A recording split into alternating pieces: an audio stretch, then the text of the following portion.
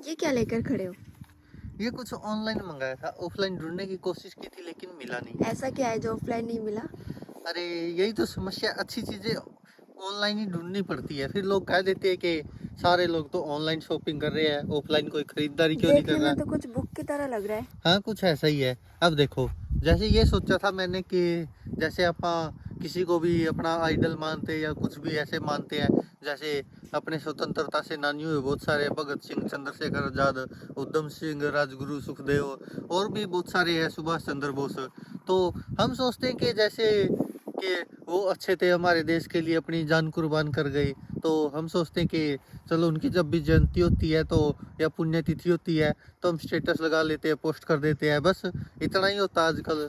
और बाकी ये भी होता है कि हम उनको मानते हैं लेकिन केवल उनको मानते हैं, जो उनकी बातें उनको तो मानते ही नहीं है, ना जानते हैं।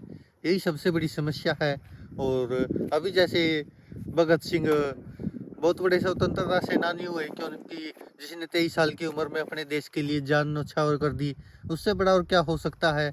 और उसी भगत सिंह को तो सब मानते हैं, लेकिन उस भगत सिंह को कौन मानता है, ये सबसे बड़ी समस्या। एक दिन के लिए मानते हैं, 2 दिन के लिए मानते हैं साल में, लेकिन उनको हम जानते कितना है, ये बड़ी समस्या है। तो जिज्ञासा हुई कि क्यों ना उनको जाना जाए। तो उनको जाना कैसे जाए कि उनके विचार कैसे थे, तो वो तो उनके बारे में कुछ पढ़ना पड़ेगा। तो इसीलिए मैंने भगत सिंह की लिखी हुई एक किताब है, जो ये ढूंढने की कोशिश की फतेहाबाद शहर में। पूरे फतेहाबाद शहर में बहुत दुकानों पर घूमे, कम से कम भी 10-12 दुकानों पर धक्के खाए, पूछा।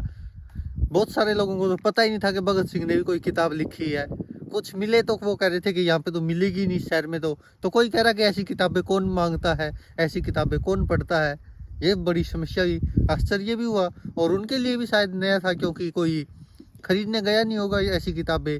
तो यही सबसे बड़ी समस्या थी, जिस कारण हार कर ऑनलाइन ये किताब मंगानी पड़ी, जो ई कॉमर्स वेबसाइट है उनसे, क्योंकि ऑफलाइन मिली नहीं। तो यही सबसे बड़ी समस्या थी। और सोचा कि भगत सिंह को जानना है तो क्यों न उनके विचारों को पढ़ा जाए, इसीलिए ऑनलाइन मंगानी पड़ी। वैसे चाहता तो था मैं कि ऑनलाइन की बजाय ऑफलाइन मिल जाए तो ज़्यादा अच्छा है, और काफ़ी कोशिश भी की, लेकिन क्या करें, ऑफलाइन मिली नहीं कहीं पे भी, और ऑनलाइन ही मजबूरी में लेके आनी पड़ी।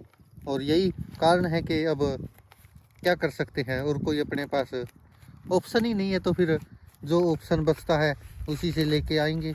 अब ये देखो, ये लेके आए हैं, भले ही ऑनलाइन थोड़ी महंगी मिली है कि सस्ती, वो तो नहीं पता, लेकिन ये था कि पढ़नी है, और काफ़ी दिन हो गए थे विचार करते हुए कि हाँ चाहिए किताब। तो सोचा कि भगत सिंह के विचारों को पढ़ने के लिए उसकी किताब से अच्छा और क्या हो सकता है। ये देखो, ये भगत सिंह की किताब है, मैं नास्तिक क्यों हूँ, और लिखी भगत सिंह ने ही है। और इसीलिए सबसे बड़ा कारण भी यही है। ये मुद्दा नहीं था कि क्या है इसमें क्या नहीं, सबसे बड़ा मुद्दा यही था कि लिखी भगत सिंह ने है, इसीलिए पढ़नी थी। तो सोचा कि भगत सिंह की किताब को ले लें, फिर देखते हैं पढ़ के, पढ़ने के बाद किसी और को दे देंगे ताकि वो भी पढ़ सके, विचार जान सके भगत सिंह के कैसे थे। अब दिन लगेंगे इसमें भी काफ़ी, फिर उसके बाद पता चलेगा धीरे धीरे भगत सिंह के विचार कैसे थे और वो क्यों नास्तिक था। क्योंकि भगत सिंह को तो सब मानते हैं, भगत सिंह की कौन मानता है आज के समय में। यही सबसे बड़ी समस्या हमारे देश की, क्योंकि मानते तो हम सबको हैं लेकिन उनकी बातें तो मानते नहीं है। और भगत सिंह तो जब फांसी की सज़ा हुई थी और जब फांसी तोड़ने वाला जल्लाद था, तब भी किसी ने बोला था वहाँ पर जो थे वो भी शायद सिख ही थे कि अब तो वाहिगुरु को याद कर ले। तो भगत सिंह ने उसी के ऊपर ये पूरी बातें लिखी हुई है कि वो नास्तिक क्यों है। तो हम समझना चाहेंगे कि आखिरकार भगत सिंह क्यों भगवान को नहीं मानता था, और क्यों नहीं बाकी लोगों की तरह वो भगवान में आस्था रखता था। उसके कुछ कारण होंगे जो भगत सिंह ने दिए हैं। तो सोचा कि चलो भगत सिंह की एक किताब पढ़ लेते, उसके बाद बीच बीच में आपके साथ भी उनके विचार शेयर करते रहेंगे, जो हम इसमें से पढ़कर सीखेंगे, या जो हमको लगेगा कि हाँ ये विचार शायद भगत सिंह के अब तक सामने नहीं आए, तो हम आप तक भी पहुंचाने की कोशिश करेंगे। और आप भी एक बार कोशिश कर लीजिए कि भगत सिंह ने क्या लिखा था, क्या वो सोचते थे, और उस समय की बात है तो आप समझ ही सकते हैं। तो उस समय हमारे देश के हालात कैसे थे, स्थिति कैसी थी, वो बिल्कुल अलग है। हम आज़ाद भारत में पैदा हुए हैं, हम पैदा हुए तब स्थितियाँ कुछ और थी, परिस्थितियाँ कुछ और है, और तब कुछ और थी। लेकिन अब देखते हैं कि भगत सिंह ने क्या क्या लिखा और वो नास्तिक क्यों थे, वो भी पढ़ना ज़रूरी है। और क्योंकि आस्तिक तो पूरी दुनिया ही है। बाकी देखते हैं कि भगत सिंह क्यों नास्तिक था, इतना बड़ा स्वतंत्रता सेनानी है और इतना बड़ा काम करके गया है, तो कुछ तो खास बात होगी, इसीलिए शायद उसने भगवान को नकारा होगा। तो पढ़ते हैं, बाकी जितने भी आस्तिक लोग हैं वो भी इसको तो कुछ बोल नहीं सकते, क्योंकि इसको तो अपना आइडल सभी मानते हैं। और न जाने कितने लोग गाने गाते हैं इसके ऊपर, रागनियाँ गाते हैं और चलता आ रहा है। और लेकिन इसके जो विचार है उनको शायद किसी ने ना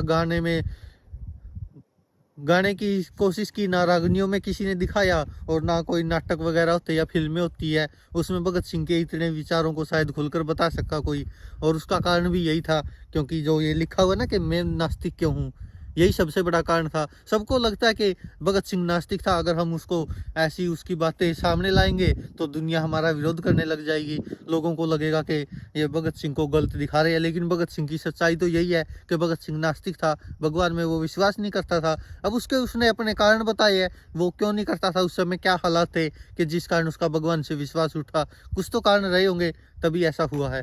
चलिए दोस्तों, आप भी कोशिश कीजिए कि भगत सिंह की लिखी किताबें जो वो पढ़ने की कोशिश कीजिए। और भी स्वतंत्रता सेनानी बहुत सारे, उनके बारे में जानना है तो आपको व्हाट्सएप यूनिवर्सिटी या सोशल मीडिया पे वो ज्ञान नहीं मिलेगा। अगर आप उनके विचारों को खुद ही अपने आंखों से पढ़ोगे तो शायद समझ में आएगा कि भगत सिंह ऐसा क्यों था, चंद्रशेखर आजाद ऐसा क्यों था, सुभाष चंद्र बोस ऐसा क्यों था। तो वो तभी पता चलेगा, इनकी जीवनियाँ पढ़ेंगे, इनके बारे में पढ़ेंगे, इनके विचार पढ़ेंगे तो ही पता चल सकता है। बाकी दोस्तों, आप क्या कहते हो? अगर आप में भी से किसी ने ये किताब पढ़ी है तो कैसी लगी, आप भी अपनी राय कमेंट बॉक्स में ज़रूर दीजिएगा।